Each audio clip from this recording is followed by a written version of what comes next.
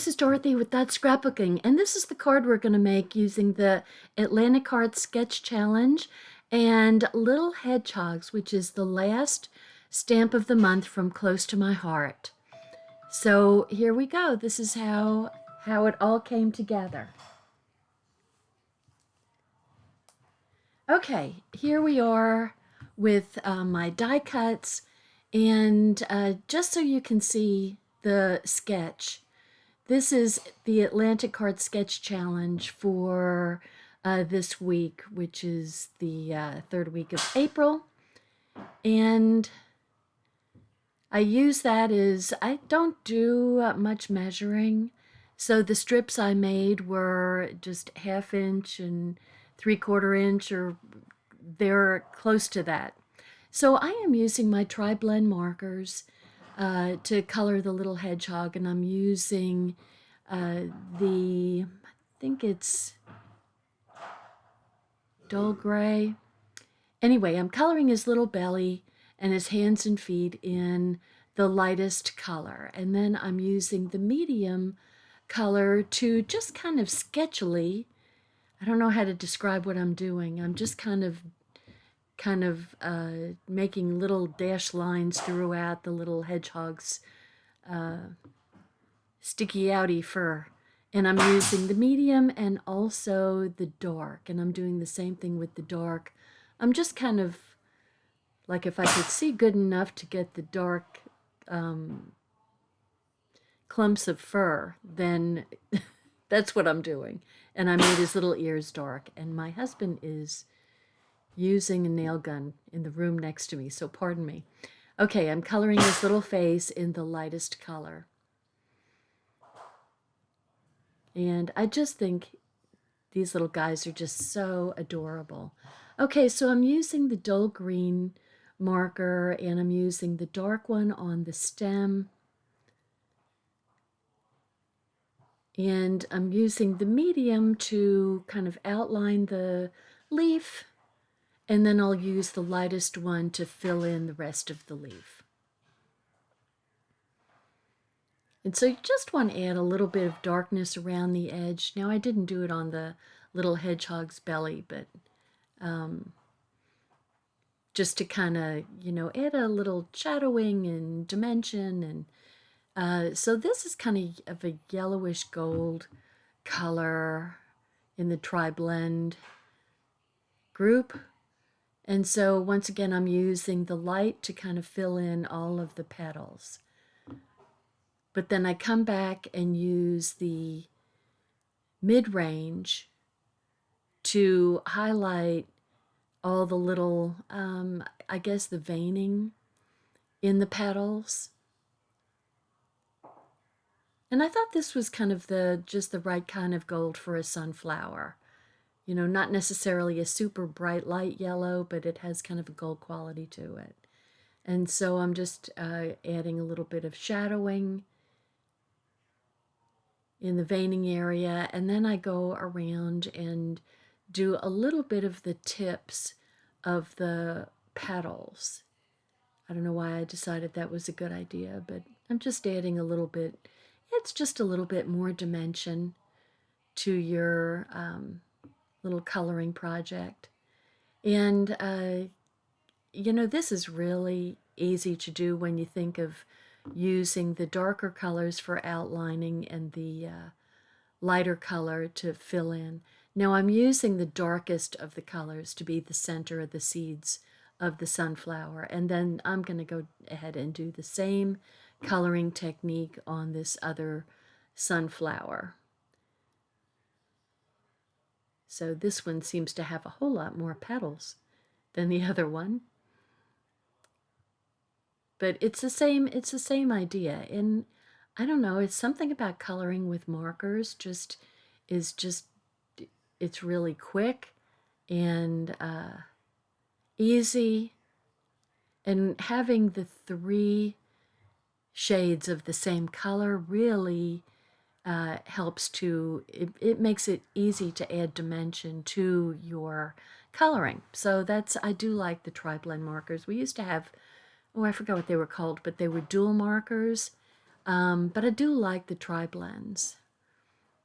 So anyhow, I'm going to do the same thing I did and add just a little bit of the tip of the paddle in the dark. It almost looks like shadows.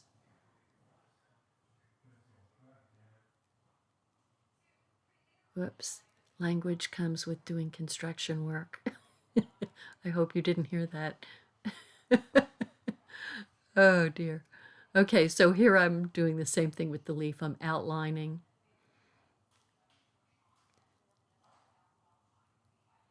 In the medium and then coloring with the light. So there we go. So the that room next door used to be a guest room, and then it got to the point where, since we're our son moved out and we're empty nesters, we just turned all of our 3 small bedrooms into video and photography rooms. But our son gave us news, delightful news. Actually, his fiance gave us the news. They gave me a grandma shirt for my birthday. And so it's like, we really need to set that room up so that if they need to sleep over, or if the baby needs to come over here and sleep, then we need to have a place to do that. We can't just have all these, photography rooms or video rooms. So anyway, out comes all of the equipment that was in there. And then you have to, of course, find a place to put it and move furniture around and accommodate it in other rooms, which was, it's always good to change things around. I am using, just so you know, I'm chattering on here, I am using my layout mat to line up the edges so that they're parallel with the bottom, and I'm trying to cut that evenly. What I end up doing is taking my ruler later on and using my little blade to go down the edge of it to make those edges straight. And then, so all of these papers, the zip strip and the peachy color, and then this little floral, they're all from Honey Bunny, the Honey Bunny paper. And just, it's spring, so it's just sweet and light and pastel-y and, flowers blooming. It's just everything sweet about spring, leaving out the pollen. Maybe that's pollen that's flying around on those stitched swirls. It probably is, the way I've been sneezing. Anyway, so this is me using my little blade to just kind of go along the edges of there to get them a little bit straighter, and then I come back and try to take off the little pieces. Yeah, last thing I need to do is cut my finger, right, and bleed all over the card I just made. That wouldn't be good form, would it? Okay, so there we have the basis of the card with the 3 strips. And I think the top one, the zip strip, is a 1/2 inch because they're 1/2 inch. I think that next one is at least 3/4 of an inch. And that bottom one is probably 3/8 of an inch. But you can make these, if you're doing your own, you can make them, whatever size you want. Whatever you think looks good depending on the papers that you're using. And I used, the stitched background card front. But, it's kind of like whatever is in your stash. At this point, everything I have is stash, right? Because that's the way it is now.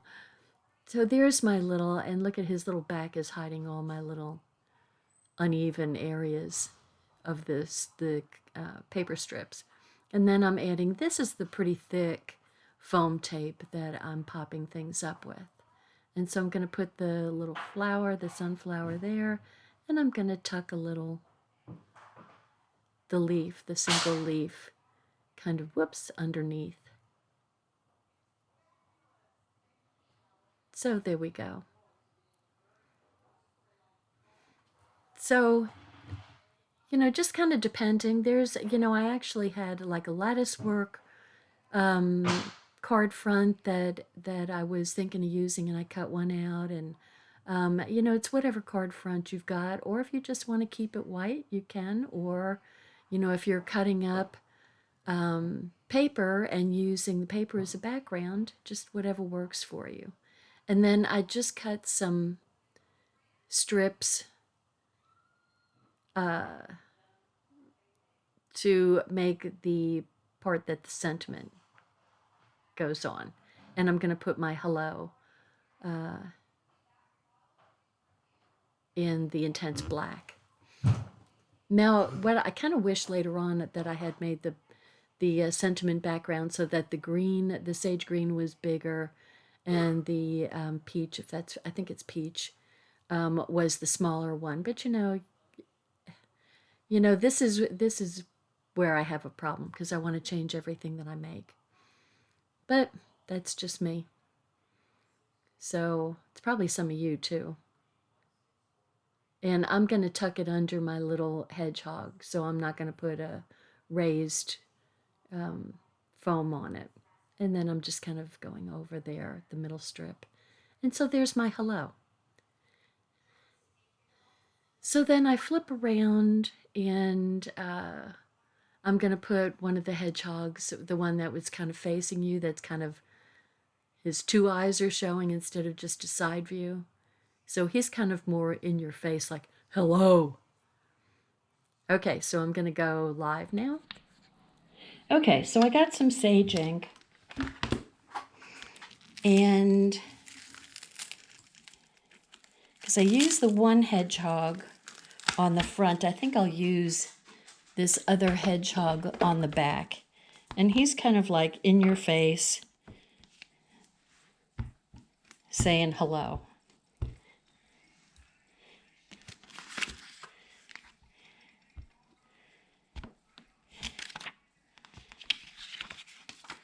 So I'm stamping him. This is a light ink.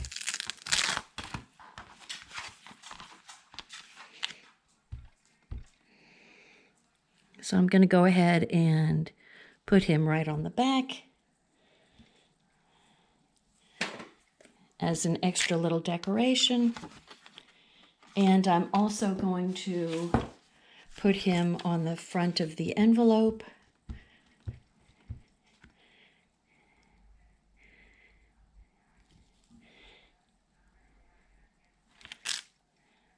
So cute, right?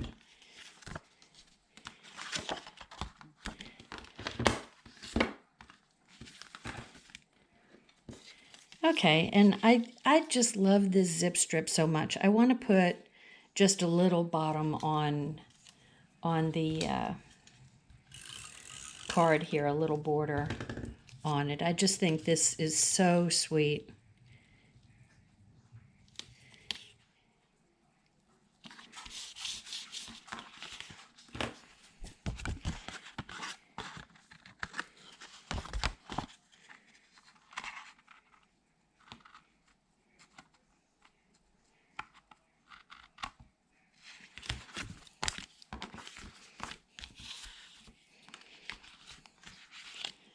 And I could put,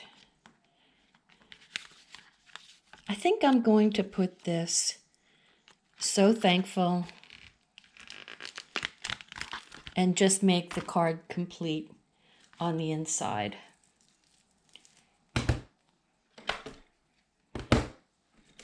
And then you can always write a little note on the top there.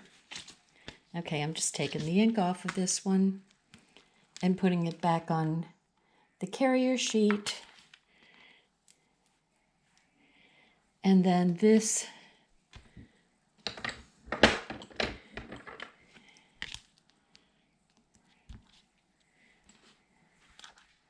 is also going to go in sage, so that it's not quite so in your face.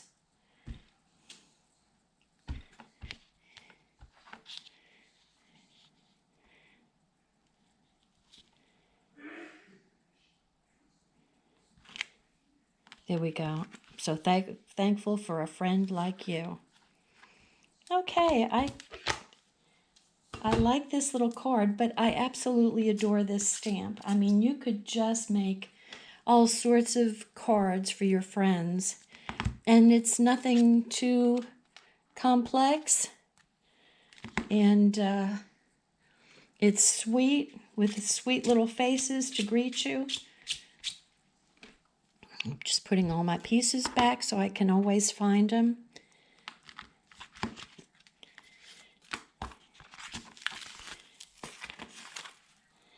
And here we go. So here's my card.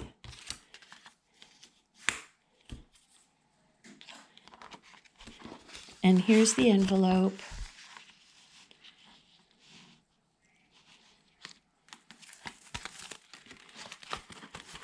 And here is the stamp of the month. The last stamp of the month for Close to My Heart. So you can purchase from me up until April 30th. And then after that, it just goes to, I won't have my website anymore. And it just goes straight to Close to My Heart. So you can still order some stuff for them as they deplete all their stock. And I'm just trying to get this back in the envelope. Okay, so here's the card, and here's the stamp of the month.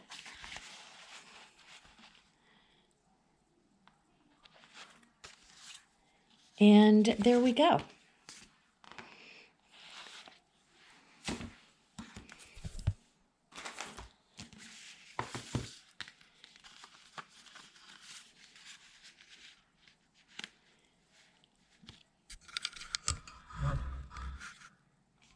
Oh, goodness.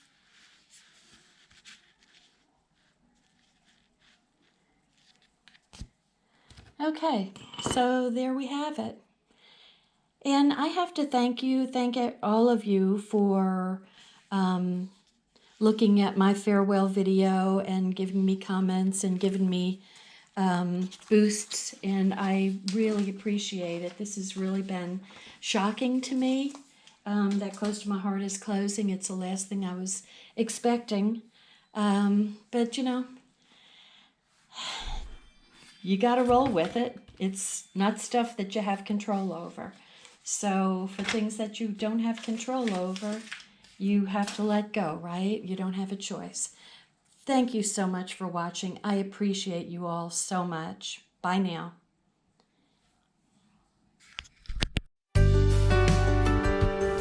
Hi, I'm Dorothy Smith. Thanks for watching my video, and please subscribe to my YouTube channel and learn along with me. Thanks. Bye-bye.